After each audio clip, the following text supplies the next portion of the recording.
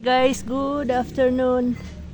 Welcome to my channel, Jima Talabok. Papakita ko sa inyo guys yung aking orchids na sobrang ganda ng bulaklak niya. Ayan. Binili ko lang dati last year itong mga orchids na to. Tapos ngayon ako na ang nag-aalaga dito. After 1 year, nagbulaklak ulit guys. Ayan. Ang maganda dito sa orchids na to, mahigit 1 month na yan, maganda pa rin. Ang tagal pala matanggal ng mga bulaklak ng orchids na to. Ito yung pinakaunang na bulaklak ko. Yung kulay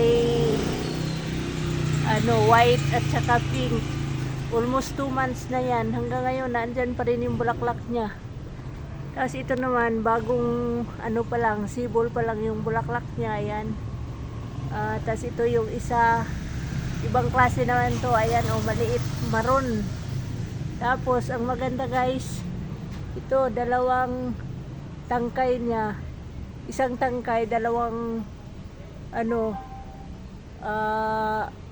bulaklak yung sumibol. Maganda pala alagaan tong mga orchids guys, kasi yung bulaklak niya pang matagalan talaga. Ayan, ang tagal-tagal. Ito, papakita ko, ibaba ko lang ayan, ito yun siya guys. Grabe, napakaganda ng kanyang bulaklak.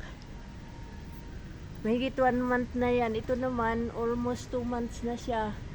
5 piraso lang yung bulaklak niya, pero napakaganda pa rin. Mukhang magtatagal pa yan. 1 buwan na yan mahigit. Ito yung pinakahuling nagbulaklak. Tapos yan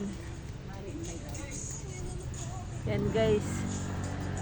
Alam nyo ba kung anong pinandidilig ko dyan? Ano lang, hugas. Pagka nagsasaing ako, yung pinaghugasan ko ng ng bigas, yan ang idinidilig ko dyan every other day. So yan, nagbubulaklak siya lahat.